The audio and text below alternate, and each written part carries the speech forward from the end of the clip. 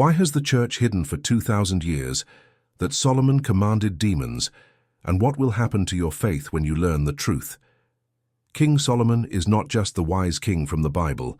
He was a superhuman being who forced demons to build the temple, reveal the secrets of the universe, and serve him. Why has the church concealed this truth for thousands of years? Why is none of this mentioned in churches, schools, or sermons?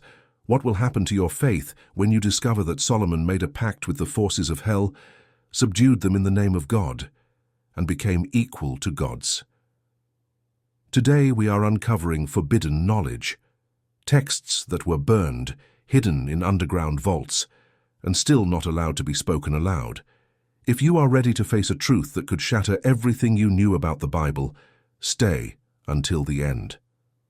This video might change your life, or scare you so much that you won't sleep tonight. Imagine a night in ancient Jerusalem. Wind whispers through the palms. Stars flicker like the eyes of thousands of invisible beings watching every breath. Young King Solomon kneels in his chamber, praying. He asks for neither gold nor victories, only wisdom. Suddenly the sky tears open with deafening thunder. Archangel Michael descends like lightning and hands him a ring. Engraved on it, the Tetragrammaton, the sacred name of God that can destroy worlds or create new ones by itself. Solomon puts it on, and in that instant feels power flood into him like fire through his veins, like electricity piercing every cell. He becomes a superhuman, no longer just a king, the ruler of the visible and the invisible. The Bible shows only the facade. Solomon judges 2 women over a child, builds the temple, becomes the richest man alive. The Queen of Sheba, the legendary ruler from a distant land, modern Ethiopia or Yemen, comes to test his wisdom and, according to forbidden legends, bears him a son named Menelik, from whom a great line of descendants supposedly reaches into modern elites. She sees his palaces, gold servants, and falls in awe. I did not believe the reports, but now I have seen it is far more than I heard. But that is only the surface. The church tore out the second half of the story and threw it into the fire. Why? Because the temple was not built by human hands. Demons built it. In the Testament of Solomon, an apocryphal text supposedly dictated by the king himself, everything is revealed. Solomon summoned demons one by one as if calling servants to an audience. First came Orneus, the evil spirit that sucked life from infants. Dark room, candles flicker, air thick with fear. Solomon raises the ring. In the name of God, name yourself. Orneus appears as a winged shadow, hissing, trying to flee. The ring holds him like a chain of fire. I am Orneus, he groans, voice like scraping from a grave. I kill children in their sleep. Solomon smiles coldly. Now you will carry stones for the temple. Orneus writhes in agony, but obeys. He carries giant blocks from the mountains as if they were feathers, his eyes burning with hatred. Then came Asmodeus, king of demons, mighty, with fiery eyes and chains on his arms. He was the one who killed 7 husbands of Sarah in the book of Tobit, the same one mothers whispered about at night. Solomon looks straight into his eyes. Why are you so strong? Asmodeus roars like a storm. I know the secrets of heaven and earth. I can destroy kingdoms with one breath. Solomon is unafraid. Bring me Shamir, the worm that cuts stone. Asmodeus howls in pain, his body trembling, but brings it.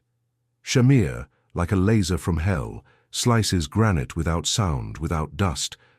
Demons work through the nights, carving columns, gilding walls, building without a single hammer strike. In the morning, people whisper, a miracle of God. But it is a miracle of demons, who obey only because of the ring. Now imagine Belial, demon of lies and chaos. He appears as a handsome man with horns, smiling sweetly, trying to deceive Solomon. Free me, and I will give you wealth greater than the treasures of the world. Solomon laughs. You will be my servant. Tell me how to summon the wind. Belial obeys and reveals the incantation. Solomon calls the winds. They carry his carpet across seas and deserts. He speaks with birds. Eagles bring news from Persia, crows from Egypt, their wings rustling like whispers of secrets. He understands the language of animals. Lions tell of treasures in the desert. Serpents reveal paths beneath the earth. Astaroth, demon of beauty and seduction, appears as a woman with a crown, promising love and power. Solomon commands, "Name yourself and reveal your secrets." Astaroth groans, "I know how to control human hearts." Solomon forces her to disclose how to make enemies surrender without battle, how to find love that lasts forever. In the Quran, Suleiman, commands jinn. Ifrit rebels, roaring with flame, but Solomon binds him in chains. Jinn build palaces of crystal, dive for pearls in the ocean, obey every order. But why does the church stay silent? Why in Sunday schools is Solomon only a judge, not a magician who subdued hell? What will happen to your faith if you learn the truth right now?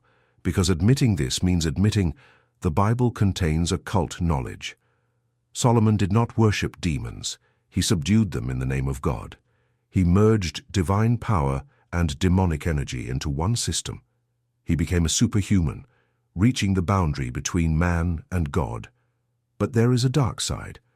Later, Solomon married 700 wives and 300 concubines. The Bible says his heart turned away from the Lord.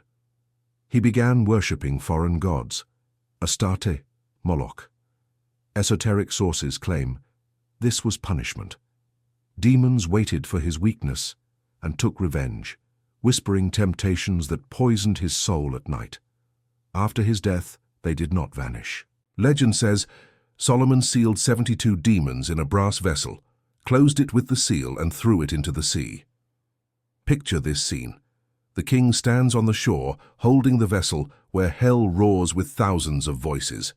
He hurls it into the waves, and the ocean groans, waves rising as if to swallow everything. When the vessel is opened, the demons will come out, and the world will plunge into chaos. In the Middle Ages, Crusaders searched for this vessel in Jerusalem. They dug beneath the temple, believing it held Solomon's power. Some say the Templars found it, and that is why they became the richest order in Europe. They supposedly used demons for alchemy, turning lead into gold, summoning wealth with a single incantation.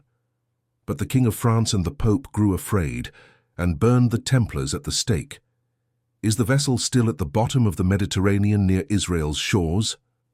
Some theories claim modern elites have already found it and use it to control the world. Why the silence? In 325 AD, Emperor Constantine convened the Council of Nicaea. His empire was falling apart from rebellions. He needed one religion to keep people obedient, fear God, pay tithes, wait for paradise after death. He ordered the bishops, choose the texts that make people submissive, burn the rest. Apocrypha about Solomon were burned along with those who copied them. Some copies were hidden in the desert inside clay jars. They waited 2,000 years, like a time bomb. Today, these texts, Testament of Solomon, Lesser Key, Greater Key, are translated into every language. They sit in the British Museum, in Vatican archives, freely available online.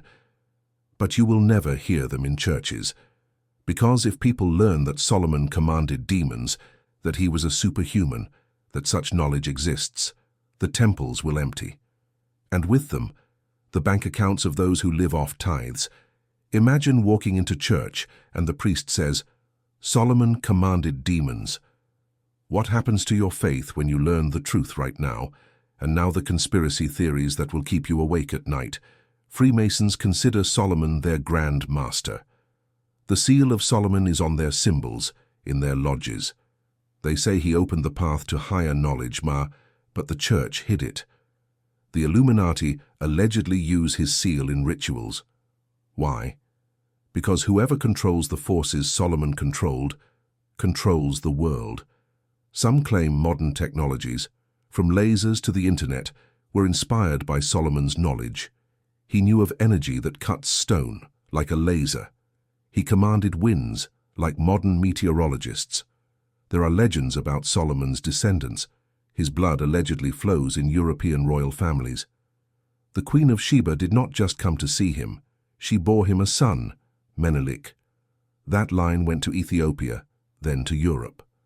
The Merovingians, the French dynasty, were supposedly Solomon's descendants through Sheba. They possessed royal blood that granted power.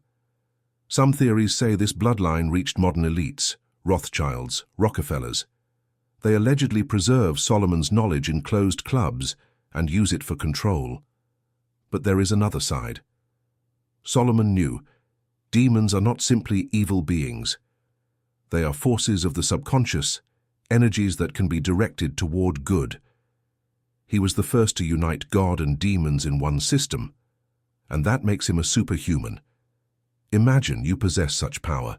You summon a demon and it reveals the secrets of your life.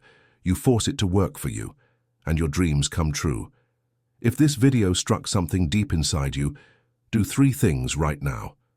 First, re-watch it tomorrow morning with a clear mind. Second, download the Testament of Solomon from the link in the description. Third, share this video with someone who fears death or has lost a loved one. Because secrets like these are not meant to lie buried in the sand for 2,000 years. They are meant to set people free. Imagine a world where everyone knows Solomon's power. No wars, no fear, only strength and wisdom. Thank you for watching until the end. You are one of those Solomon waited for across millennia. He said, "I revealed this to those able to receive it. You received it.